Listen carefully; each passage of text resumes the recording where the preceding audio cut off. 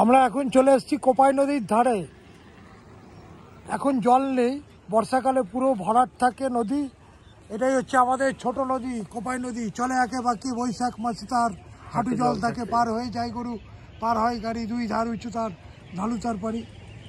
প্রচুর সিনেমার শুটিং, সিরিয়ালের শুটিং এইসব জায়গায় আমরা দেখতে পাই। আমরা যে ভিউয়ে দাঁড়িয়ে আছি, পুরো বিভিন্ন বাংলা সিরিয়াল বা সিনেমার শুটিংগুলো এইসব জায়গায় হয়ে থাকে। হিস্ট্রি কুটুম সেই বাহার বাড়ি এই গ্রামেই হয়েছিল, পুরো বাহার শুটিংটা এখানে হয়েছিল। বিন্নি ধানের খই, আগন্তুক, শত্রু, সংঘর্ষ, ইতিশ্রীকান্ত, পাতালঘর, নীল নির্জনে, সাথী, পোস্ত, বেলা শেষ, সমস্ত জায়গায় শুটিং।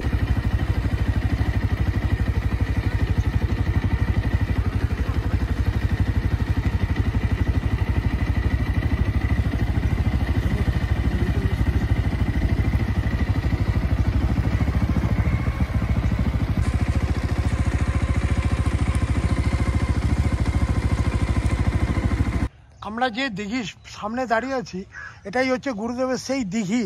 এটা মিউজিয়ামের পেছন দিকটায় এই দিঘিটাকে বলা হয় লাল দিঘি। সেই ছোটবেলায় আমরা যে গল্প কবিতা পড়েছি, ছায়ার ঘোমটা মুখে টানিয়ে আছে আমাদের পাড়াখানি, দিঘিটার মাঝখানটিতে তালবন তারি চারি ভিতে, বাঁকা এক সরু গলি বেয়ে জল নিতে আসে যত মেয়ে। আমরা যে ঘরগুলি দেখতে পাচ্ছি, একতলা যে ঘরগুলি দেখতে পাচ্ছি, এগুলো হচ্ছে কলা ভবনের বয়েজ হোস্টেল। এই সামনেই যে পেন্টিং করা ঘরটা দেখতে পাচ্ছি, আলপনার মতো দেওয়ালে একটা পেন্টিং করা আছে দেওয়ালের। এই রুমটাতেই এক সময় থাকতেন 1940 থেকে 1943, 40, 41, 42, 43, 4 বছর এই রুমটাতেই থাকতেন সত্যজিৎ রয়।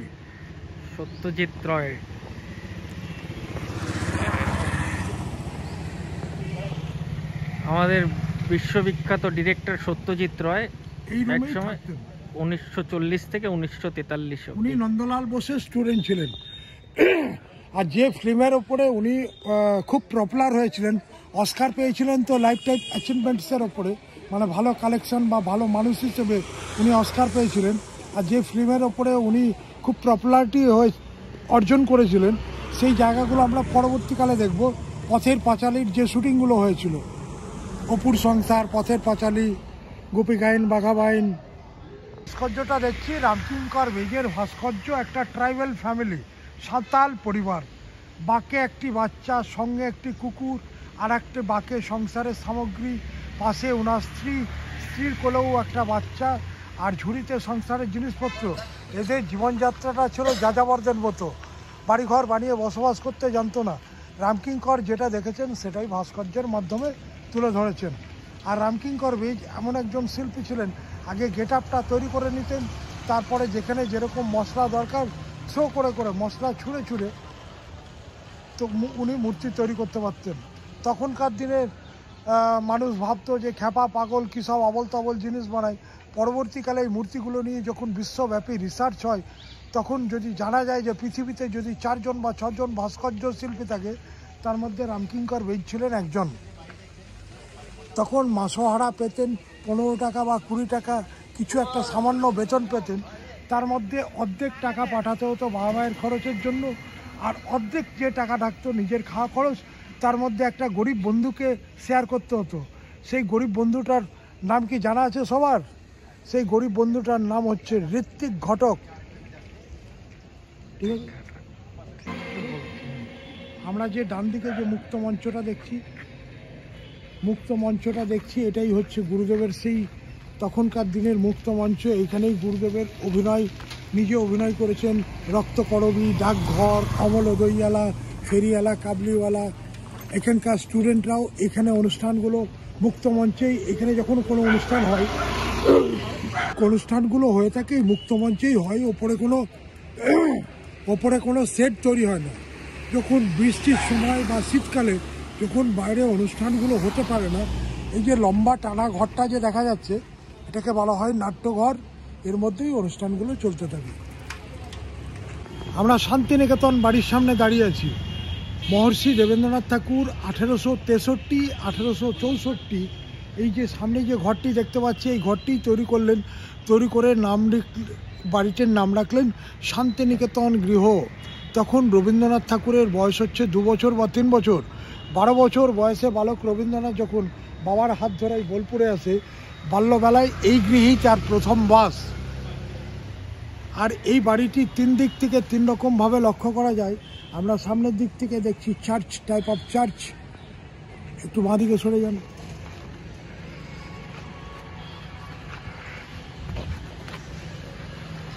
এবার ডান দিকে ওপরের দিকে লক্ষ্য করলে বাড়িটির একটা গম্বুজের মতো দেখা যাচ্ছে।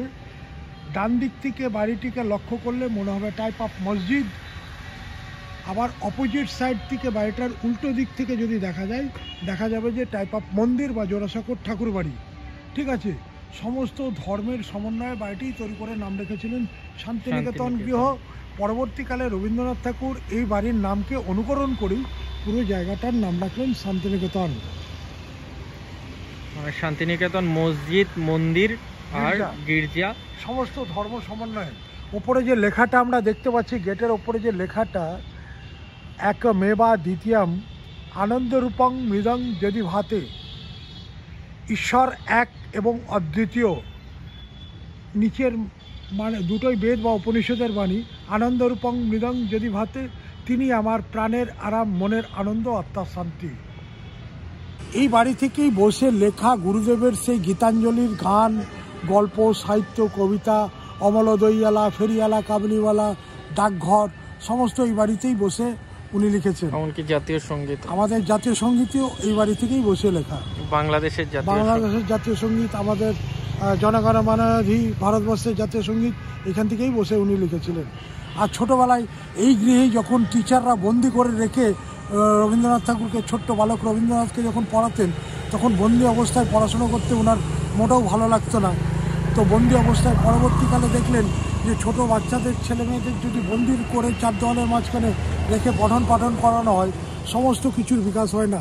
সেই জন্যই উনি এখানে বেছে নিলেন খোলা আকাশ। এখানে খোলা আকাশের নিচে 1 প্রাইমারি লেভেলটা পঠন পাঠনটা হয়ে থাকে, 1 থেকে 12 অবধি। স্বাধীনতার দিকে এগিয়ে আসছে। তো গুরুদেবকে বলেছিলেন, গুরুদেব বলতে রবীন্দ্রনাথ ঠাকুর, গুরুদেবকে বলেছিলেন, গুরুদেব আমরা বাড়িটা তৈরি করেছি, বাড়িটার আপনি একটা নামকরণ করুন। তখন গুরুদেব বলেছিলেন, বাড়িটা যে তোমরা তৈরি করেছো, আমাদের দেশ তো খুব স্বাধীনতার দিকে এগিয়ে আসছে, বাড়িটার নাম দিলাম তালধ্বজ, আগামী দিনের স্বাধীনতার পতাকা। ধ্বজ বলতে পতাকা।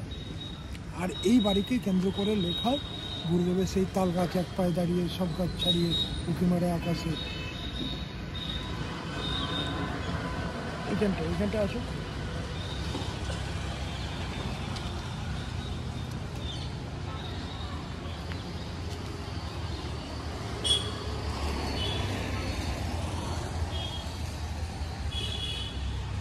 এইখান থেকে লম্বা করে নিলে পুরো বাড়ি সহ তাল গাছটা আসবে। আরো কি কি আছে? হ্যালো,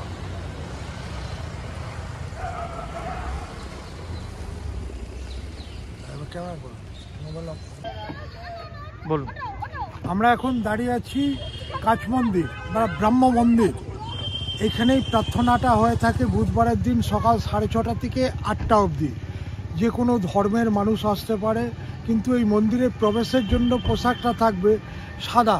সাদা পায়জামা পাঞ্জাবি, ধুতি পাঞ্জাবি, মেয়েদের ক্ষেত্রে চুড়িদার, সাদা চুড়িদার, সাদা শাড়ি, যে কোনো কালারের পাড়। যে মন্দিরের সামনে দাঁড়িয়ে আছি, যে গ্লাসগুলো দেখা যাচ্ছে, গ্লাসগুলো হচ্ছে বেলজিয়াম গ্লাস। তখন খুব উন্নত মানের গ্লাস তৈরি হতো বেলজিয়াম দেশে।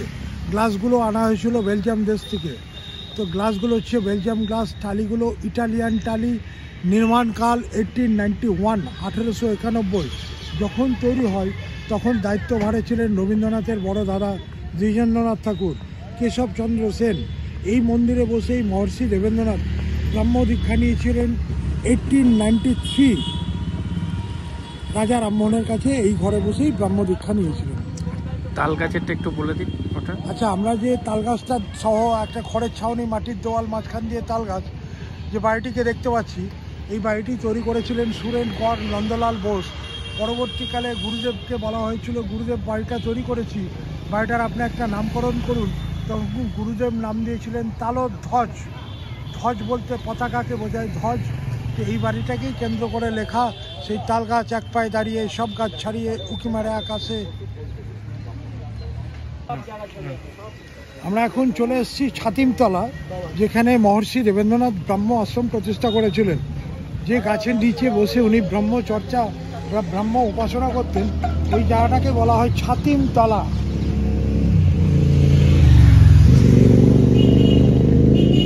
আমরা দাঁড়িয়ে আছি এখন ছাতিমতলার সামনে। মহর্ষি দেবেন্দ্রনাথ এইখানেই প্রথম ব্রহ্ম আশ্রম প্রতিষ্ঠা করেছিলেন। এইখানকার যিনি জমিদার ছিলেন, ওনার নাম ছিল ভুবন মোহন সিংহ। ওনার কাছে থেকে 1 টাকার বিনিময়ে 20 বিঘে জায়গা, তখনকার দিনে তো কোনো কোর্ট ছিল না, পাট্টা হিসেবে নিয়ে এইখানে প্রথম ব্রহ্ম আশ্রম প্রতিষ্ঠা করেছিলেন 1862, 1862। তখন রবীন্দ্রনাথ ঠাকুরের বয়স হচ্ছে 1 বছর।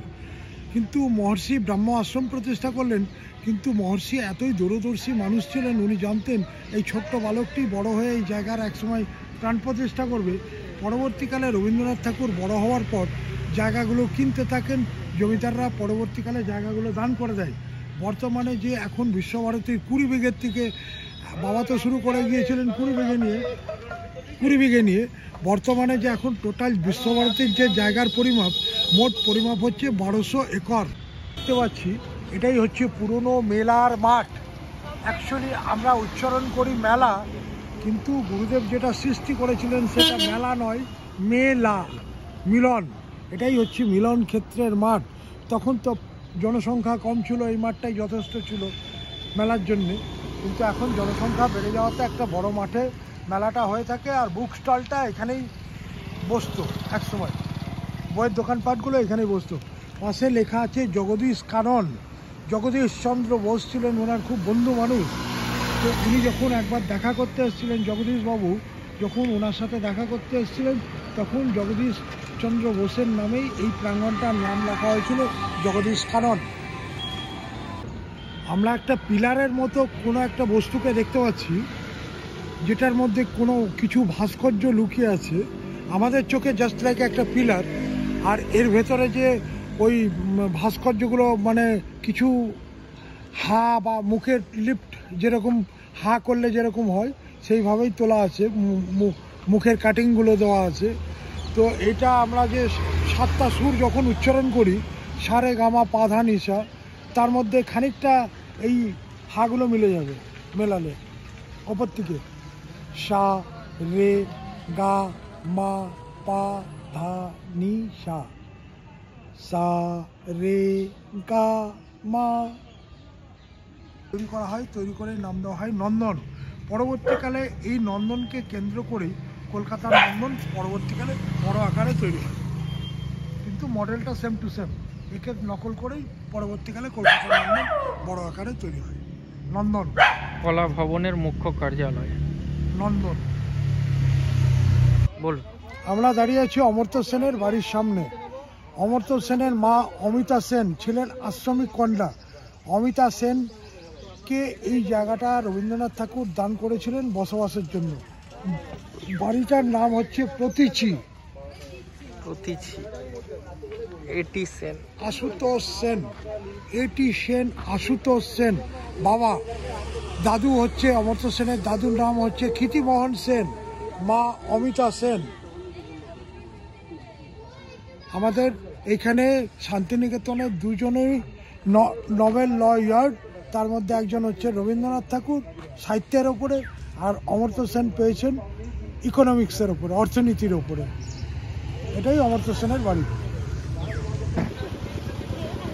আমরা যে বাড়িটি দেখতে পাচ্ছি, এই বাড়িতেই একসময় গুরুদেব ফ্যামিলি নিয়ে বসবাস করতেন, মানে মৃণালিনী দেবী ছেলে মেয়েদের নিয়ে এই বাড়িতেই থাকতেন। এই বাড়িতেই ওনার দুঃখের জীবন পার হয়েছিল।